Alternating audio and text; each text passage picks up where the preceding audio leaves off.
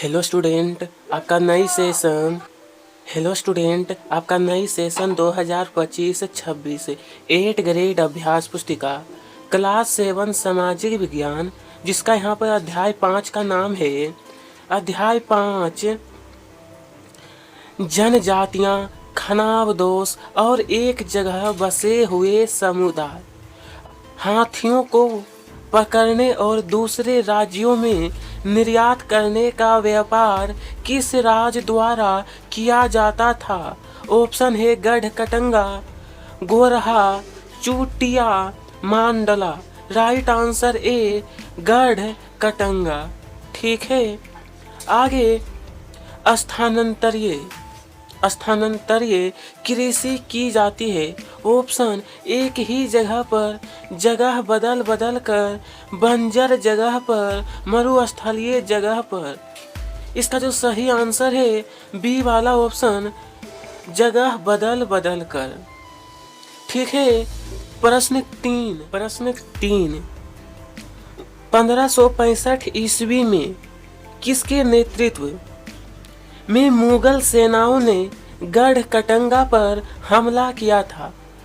Safavid Shah, संग्राम शाह, हुमायूं या फिर Asif Khan? Right answer D, Asif Khan. Garhkatanga के गौड़ राज में 70,000 गांव थे।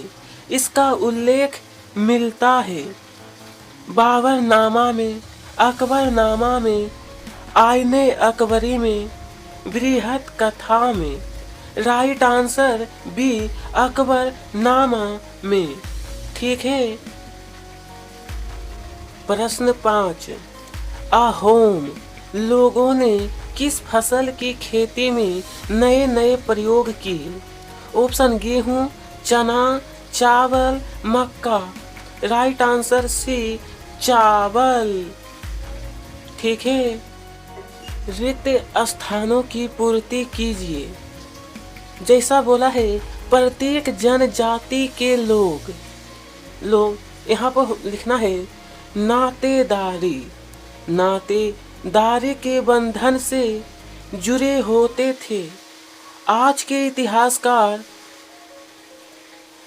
जनजातियों का इतिहास लिखने के लिए वाचिक परंपराओं का इस्तेमाल करते हैं। बलोच उत्तर पश्चिम क्षेत्र में एक विशाल और शक्तिशाली जनजाति थी। अकबर के प्रसिद्ध सेनापति मान सिंह ने 1591 में चीर लोगों पर हमला किया। बंजारा लोग व्यापारी और खनाव दोस्त थे। उनका कारवा टाडा कहलाता था। यहाँ तक क्लियर है। प्रश्न 7 मुगलों द्वारा अहोम राज्य में कब और किसके नेतृत्व में हमला किया गया था? उत्तर 1962 में मीर जमलावे जुमला के नेतृत्व में मुगलों ने अहोम राज पर हमला किया।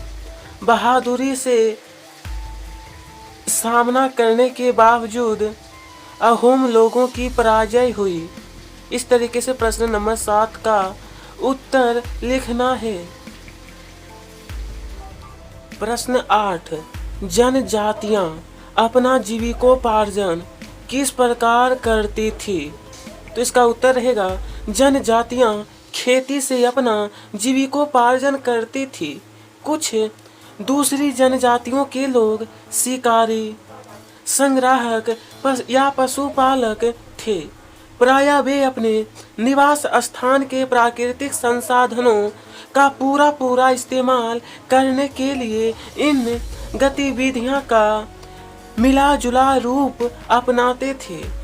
कुछ जनजातियां खनाव दोस्त थी और वह एक जगह से दूसरी जगह घूमते रहती थी। ठीक है,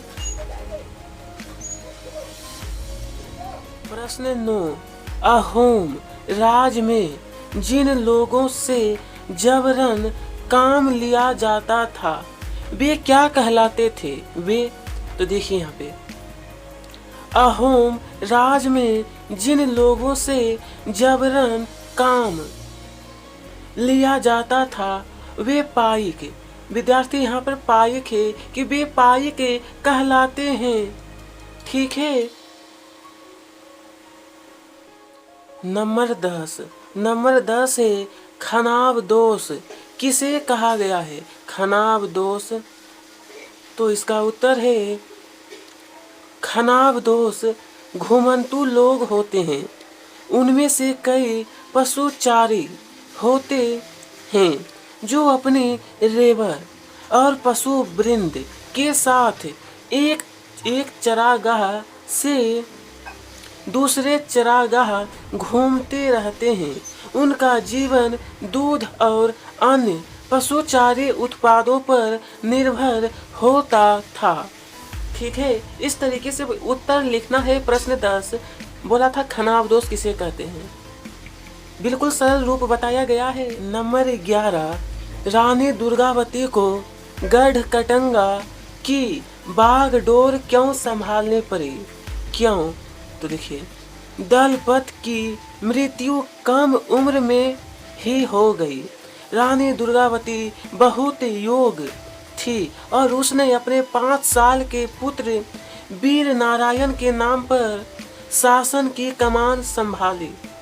उसके समय में राज का बहुत अधिक विस्तार हुआ। क्या हुआ था? राज का बहुत अधिक विस्तार। ठीक है। यहाँ तक क्लियर। नंबर 12 स्थानांतरीय कृषि। पूरा स्थानांतरीय कृषि किस प्रकार की जाती है? जगह बदल बदल कर की जाने वाली कृषि स्थानांतरीय कृषि कहलाती है। किसी वन प्रांत के पेड़ों और झाड़ियों को पहले काटा और जलाया जाता है। उसकी राख में ही फसल बो दी जाती है। जब यह जमीन अपनी उर्वरता खो देती है तब जमीन का दूसरा टुकड़ा साफ किया जाता है। इसी तरह से फसल उगाई जाती है। इसी तरह से फसल उगाई जाती है। प्रश्न संख्या 13 वर्णों के भीतर छोटी छोटी जातियां क्यों उभरने लगी थी? वर्णों के भीतर जैसे जैसे अर्थव्यवस्था और समाज की जरूरतें बढ़ती गई, नए हुनर वाले लोगों की आवश्यकता पड़ी। वर्णों के भीतर छोटी छोटी जातियां उभरने लगी। उदाहरण के लिए ब्राह्मणों के बीच नई जातियां सामने आई। दूसरी ओर कई जनजातियां और सामाजिक समूहों को जाति विभाजित समाज में शामिल कर लिया गया और उन्हें जातियां का दर्ज दे दिया गया। ठीक है।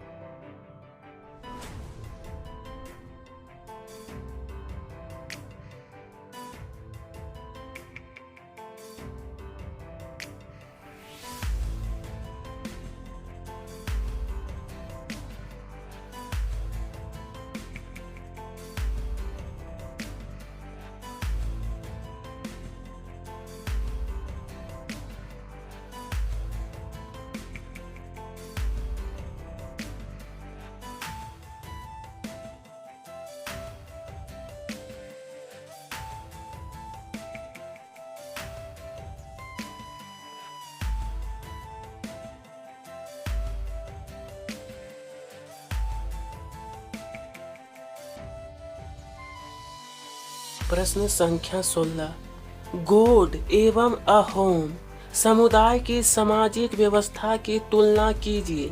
इसकी तुलना। गोंड लोग गोंडवाना नामक विशाल वन प्रदेश में रहते थे। वे स्थानांतरीय कृषि अर्थात जगह बदल बदल कर खेती करते थे। विशाल गरुड़ जनजाति कई छोटे छोटे कुलों में भी बटी हुई थी। प्रत्येक कुल का अपना राजा या राय होता था।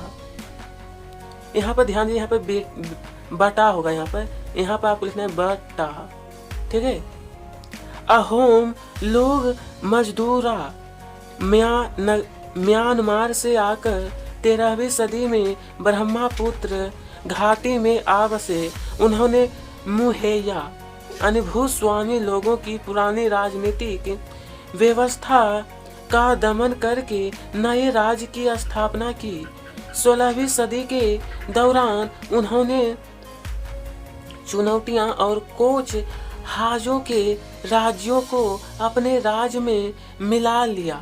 इस प्रकार से आपको इसका उत्तर कंप्लीट करना है। चलिए अब यहाँ पर है प्रोजेक्ट कार्य। बोला है पता करें कि आजकल गांव से शहरों तक अनाज ले जाने का काम कैसे होता है। पुराने तौर तरीकों से यह किस प्रकार भिन्न या समान है। तो देखिए, आजकल गांव से शहरों तक अनाज ले जाने का कार्य ट्रैक्टर, ट्रोलियों एवं अन्य वाहनों के द्वारा होता है। पहले के समय में यह काम बैलगाड़ियों एवं घोड़ा गाड़ियों के द्वारा किया जाता था। बस इतना ही लिखे। उसके बाद पुराने समय से अब यह कार्य शीघ्र अति शीघ्र हो जाता है।